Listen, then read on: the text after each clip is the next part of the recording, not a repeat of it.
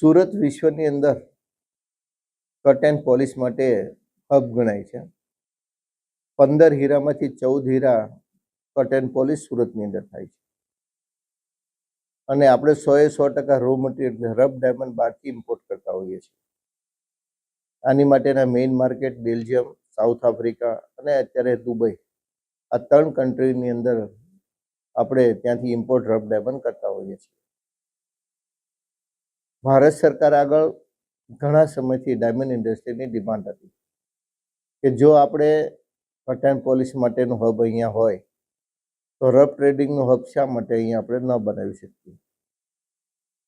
આ છેલ્લા 15 વર્ષથી કન્ટિન્યુટી ડિમાન્ડ હતી કે વિદેશના માઇનરોને અને બ્રોકરોને અહીંયા આવવા દેવા જોઈએ અને જે ઇન્કમ ટેક્સને કંઈ ઝંઝટ છે એ ઝંઝટમાંથી એમને મુક્તિ આપવી જોઈએ કે જેથી કરીને નાના નાના વેપારીઓ કે દુબઈ ન જઈ શકે, બેલ્જિયમ ન જઈ શકે, સાઉથ આફ્રિકા ન જઈ શકે, આવા તમામ લોકોને ઘર બેઠા રફ મળી રહે એની માટે ભારત સરકારે જે કંઈ બહારની કંપની હોય એમને ઇન્કમ ટેક્સની અંદર છૂટછાટ આપવી જોઈએ.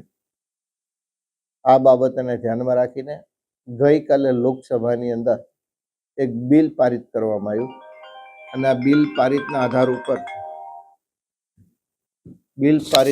ઉપર હવે ડાયમંડ ઇન્ડસ્ટ્રીને ખૂબ મોટો આમાં બેનિફિટ થશે.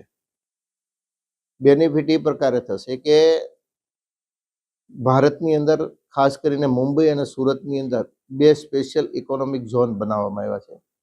એક ગુજરાત હીરાબુસમાં એ gems and jewellery export promotion કાઉન્સિલના માધ્યમથી આ 2 SNZ એરિયાની અંદર વિદેશના કોઈ પણ માઇનરો રફ લઈને આવશે, બ્રોકરો રફ લઈને આવશે તો એમને અહીંયા જે રફ સેલ કરવાની પરમિશન ન હતી અને ઇન્કમ ટેક્સના પ્રોબ્લેમ હતા તો આ ખરડા દ્વારા હવે એમને ઇન્કમ ટેક્સમાંથી મુક્તિ આપવામાં આવે છે.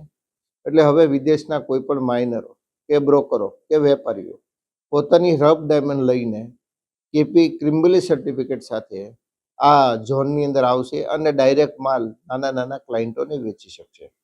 આનો મોટો બેનિફિટ MSME સેક્ટરના નાના માણસોને ખૂબ મોટો થશે કે જે લોકો સાઉથ આફ્રિકા નહોતા જઈ શકતા, દુબઈ નહોતા જઈ શકતા, બેલ્જિયમ નહોતા જઈ શકતા અને એમને ડાયરેક્ટ રફ ઓફ સોર્સિસનો માર્જિન નહોતો. પરંતુ આ નિર્ણયના કારણે આ ઇન્ડસ્ટ્રીના પાયાના મેન્યુફેક્ચરર સુધીના લોકોને આ નિર્ણયથી એમને મોટો બેનિફિટ થવાનો છે.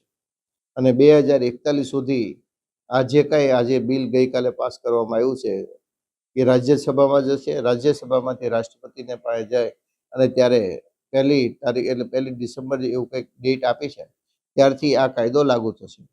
હું ચોક્કસ માનું છું કે ઇન્ડસ્ટ્રીને આના કારણે ખૂબ મોટો ફાયદો થશે. લોકોનો સમય બચશે, ખર્ચ બચશે, આવવા જવાના ટાઈમમાંથી પણ મુક્તિ મળશે અને ઘર બેઠા જો રફ મળી રહે તો ઇન્ડસ્ટ્રી માટે ખૂબ સારી બાબત આ નિર્ણયથી ઉભરી આવશે એવું માનું છું.